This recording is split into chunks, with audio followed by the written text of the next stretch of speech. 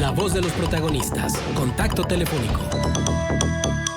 Muchísimas gracias a Pedro Cárdenas, oficial del Programa de Protección y Defensa de Artículo 19, por su presencia la mañana de hoy. Pedro, es un gusto que nos tomes la llamada y platicar en este momento, justo en este momento, a escasas horas de que empiece ya la campaña por la presidencia y por la legislatura, en relación a la seguridad de los periodistas. Vemos un ambiente bastante enrarecido en términos de violencia, y vemos un ambiente donde sabemos de antemano que se van a dar con todo, ¿no? Porque finalmente pues están en la búsqueda de... Pero eso no justifica que se revelen los datos personales, sobre todo de los periodistas, a quienes en este sexenio, y hay que decirlo con todas sus letras, han hecho perros del mal. Gracias, Pedro, por estar con nosotros.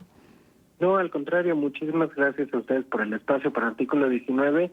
Y pues sí, efectivamente, ¿no? Estamos hablando de que estamos entrando a un proceso electoral oficialmente, ¿no? Ya tenemos unos meses con esto, pero oficialmente inician las campañas, que son estadísticamente periodos de tiempo que son peligrosos para la prensa, ¿no? Por dar un ejemplo, en las elecciones pasadas en el 2018, la Red Rompe el Miedo, que es una red de alianza de Artículo 19, otras organizaciones y periodistas, documentamos al menos 158 ataques o agresiones contra periodistas en el periodo electoral, ¿no? En la cobertura electoral. Entonces, ya es de por sí un contexto complejo, es de por sí un contexto peligroso, y México en sí, aunque no esté en periodo electoral, se mantiene como uno de los países más peligrosos para ejercer el periodismo, no solo por el número de asesinatos. Recordemos que del año 2000 a la fecha tenemos al menos 163 periodistas asesinados con vínculo a su labor, ¿no? 32 periodistas que permanecen desaparecidos, ¿no? Y en ese sentido tenemos pues una situación compleja. Inclusive si México fuera un país seguro, no se justificaría el estar difundiendo información privada o personal, ¿no? Como ocurrió con el caso de la corresponsal del New York Times. Pero inclusive después el fin de semana identificamos al menos la difusión pues de otros dos comunicadores, dos periodistas, ¿no? Y entonces nos preocupa bastante que pues se esté generando este ambiente donde vamos hacia elección en un país que ya de por sí es peligroso contra la prensa, y que ahora tanto desde el gobierno como de otros actores pues se está generando esta idea de que bueno, todo se vale en esta contienda y vamos a empezar a publicar números de teléfono. Uh-huh, exactamente.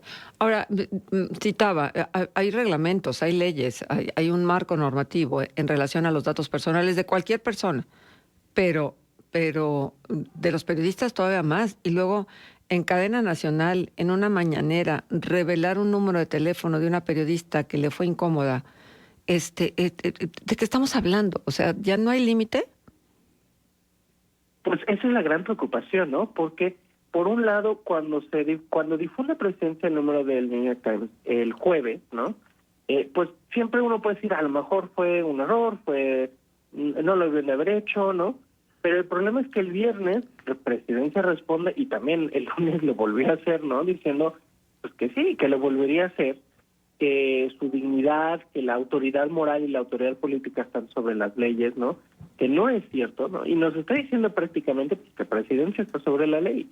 Y eso es bastante preocupante, porque no es cierto.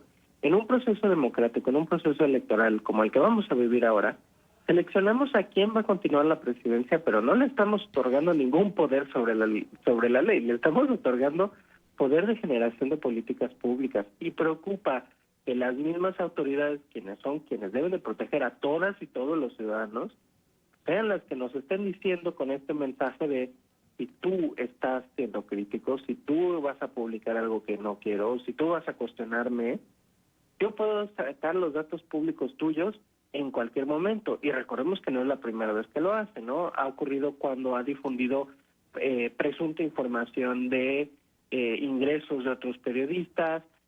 Ahora tenemos también el caso hace un mes de la filtración de los datos de la mañanera de periodistas quienes la cubren, que la respuesta fue minimizar y dice no pasa nada, es una lista que no está completa, está filtrada. Y por otro lado, pues bueno, si necesitan algo, ahí está el mecanismo. Pero pues en realidad la autoridad debió de haber tomado reacción mucho mayor y de haber cuidado de otra manera estos datos. Entonces, estamos en un espacio donde sí es preocupante que la autoridad diga que está sobre la ley, ¿no? Ahora, nosotros, pues, para que lo sepan, el día de hoy vamos a estar publicando pues un análisis, un primer informe de los datos del año del 2023, donde prácticamente pues vamos a resaltar que se sigue agrediendo a la prensa una vez cada 16 horas, ¿no? Son 561 agresiones.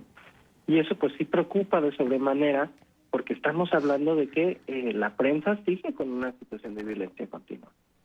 Ujú. Pedro, buenos días. Saluda a Manuel Cerrato.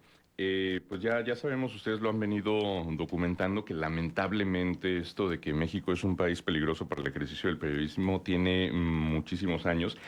Hoy hay circunstancias particulares, como seguramente las hubo en otros sexenios, pero esto que estamos viendo hoy, ¿qué tanto es consecuencia de ese discurso de odio, de esa defenestración constante y de esa polarización que se promueve todos los días desde el poder?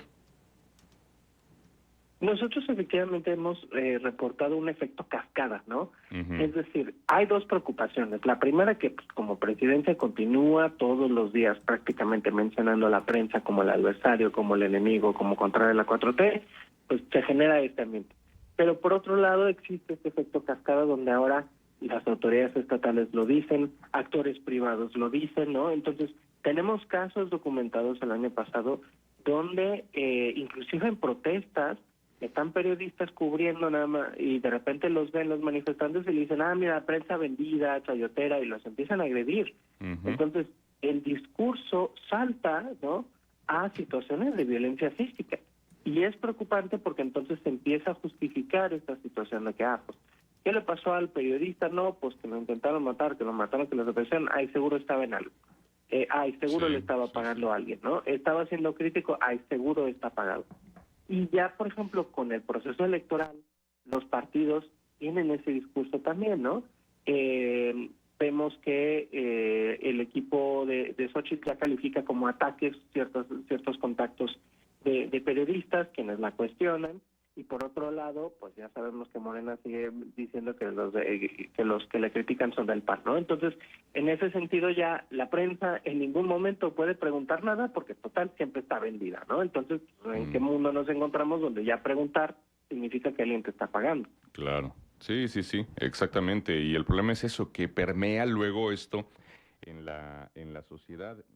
Ahorita que lo comentabas, me acordaba de los casos de desaparición, por ejemplo, ¿no? Que a veces por ese miedo de la sociedad, cuando se informa de alguien que desapareció o cuando se señalan estadísticas que este delito sigue ocurriendo, luego lo que mucha gente piensa es, bueno, pues es que si desapareció en algo andaba. No, es que no es algo que le pueda pasar a cualquiera, no, le pasa a quienes por alguna situación se habían metido con alguien o algo pasó con ellos, pero no, o sea, un poco como para atenuar ese miedo de que es un delito que puede ocurrir sobre cualquiera, y sobre todo con la impunidad que hay en este país. En ese sentido, Pedro, ¿siguen siendo entonces las autoridades los principales perpetradores de la violencia contra la prensa, contra los periodistas? Sí, desafortunadamente esto es una tendencia que ya tiene 3 administraciones y que pues no va a cambiar, o al menos no por ahora. Desafortunadamente sí, las autoridades siguen siendo quienes principalmente agreden a la prensa, funcionarios públicos sobre todo, ¿no? Y luego ya viniendo después en segundo lugar, pues las fuerzas de seguridad como las policías y finalmente las fuerzas armadas con mucho menor número, ¿no? Pero esto también tiene que ver porque pues la cobertura principal que es más agredida en México es la cobertura política, ¿no? La cobertura de nota roja, por supuesto que es peligrosa, por supuesto que las y los periodistas son víctimas de agresiones pues muy fuertes, ¿no? Y agresiones de violencia pues como privaciones de la libertad por delincuencia organizada, ¿no? Y es de alto riesgo. Pero en cuanto a número de agresiones, es decir, el día a día, quienes más agreden a las y los periodistas siguen siendo las autoridades. Y entonces, pues esto es un espacio de entre la espada y la pared, ¿no? Donde estamos viendo que la prensa pues, prácticamente está atorada. Sí, Ujú. sí. Sí, y lo peor del caso es que tú ves por dónde se desatore esto, tú ves por dónde realmente se puede gozar un marco de libertad para el ejercicio, no nada más del periodismo, sino de cualquier otra profesión. Pues algo que tenemos que hacer es seguir exigiendo como sociedad que se cumplan en la normativa mexicana, inclusive. Artículo 19 siempre resaltamos tanto la normativa mexicana constitucional como los estándares internacionales a los cuales México es parte a través de sus acuerdos y convenios que el propio gobierno mexicano ha firmado, ¿no? Pero ahora que vamos a entrar en un proceso de campañas, pues hay que exigir qué van a hacer las y los alcaldes, qué van a hacer las y los gobernadores, qué van a hacer la próxima presidenta sobre pues estas circunstancias, ¿no?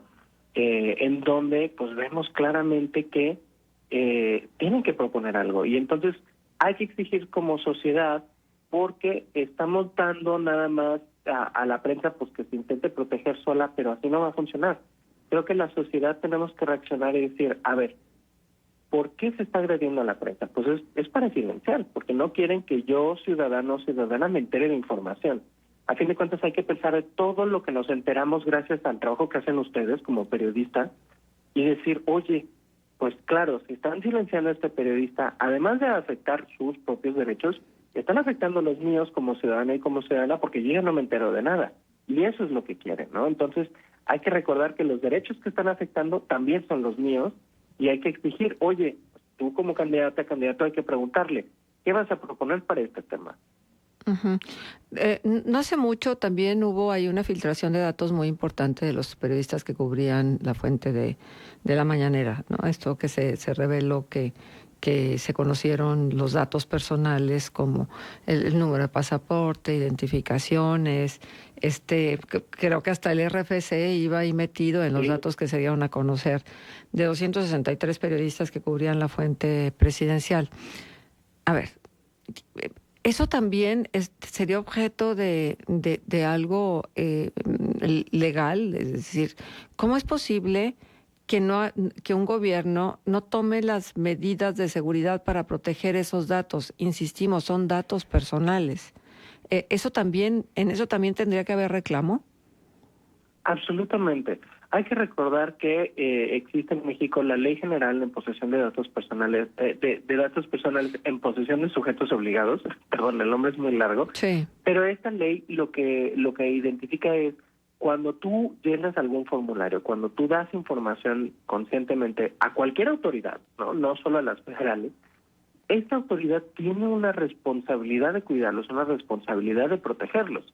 Y si hay alguna vulneración de estos datos, la autoridad tiene la obligación primero de notificarte, de identificar cuáles fueron las fallas, de hacer una investigación y de apoyarte en el caso que estos datos vulnerables te pongan en algún otro tipo de afectación. Porque las y los periodistas cuyos datos fueron filtrados luego nos contactaban y nos decían, a ver, ¿de qué me tengo que cuidar? Y le decíamos, es que es muchísimo, porque por un lado pueden ser temas tan sencillos como, bueno, si ya tienes tu teléfono, tu nombre completo, una copia de tu identificación, a lo mejor alguien puede intentar suplantar tu identidad en la compañía telefónica e intentar cambiar el número de teléfono a otro equipo y empezar a recibir tus mensajes. Eso es ya un tema de bastante riesgo para cualquier persona, pero más para una persona periodista quien está investigando.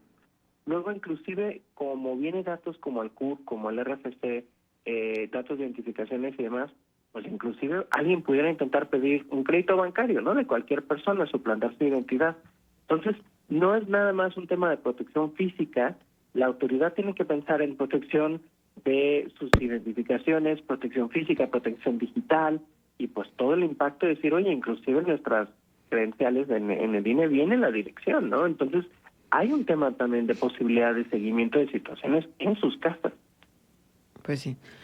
Bueno, ¿y qué procede, por ejemplo, más allá de poner el tema en la agenda pública? ¿Qué más habría que esperar del INAI, por ejemplo, de los despachos que les corresponden atender este tipo de situaciones? ¿Qué crees que va a pasar con esto? ¿O no va a pasar nada? Desafortunadamente en México el tema de impunidad, como ya lo mencionaba Manuel, pues es bastante crítico, ¿no? Hablando de situaciones y agresiones contra la prensa, pues hablamos del 97% de impunidad, ¿no? De aquellos datos que están ya registrados en la FEADLE, la Fiscalía Especializada. Pero bueno, ¿qué puede pasar? Uno, el INAI pues sí debe de continuar esta investigación y tanto Secretaría de Gobernación como el INAI pues deben de emitir un reporte, ¿no? De qué fue lo que ocurrió y efectivamente pues cuáles son los pasos a seguir para generar protección a las y los periodistas afectados. Sin embargo, pues con la relación tensa que hay con el INAI, pues sería importante ver que efectivamente Secretaría de Gobernación coopere, porque le corresponde como parte de la legislación, ¿no? Y por otro lado, pues no debería ser el INAI la única instancia que esté verificando eso. Hay una violación a los derechos humanos de la privacidad de los periodistas, por lo que en realidad la Comisión Nacional de Derechos Humanos también debería de emitir alguna queja. Sin embargo, pues vemos que la Comisión Nacional de Derechos Humanos no ha hecho absolutamente nada en este proceso. Las y los periodistas también pueden buscar pues maneras de empezar a hacer denuncias de quejas, pero en tema individual, y eso va a ser un tema muy complejo porque en realidad pues individualmente a lo mejor algunos logran ciertos mecanismos, pero en realidad eso el Estado no tendría que esperarse a que hubiera una queja formal de cada persona individualmente. Debería de haber francamente todo un tema de reacción proactiva por el Estado que pues desafortunadamente no vemos que el gobierno mexicano está intentando hacer.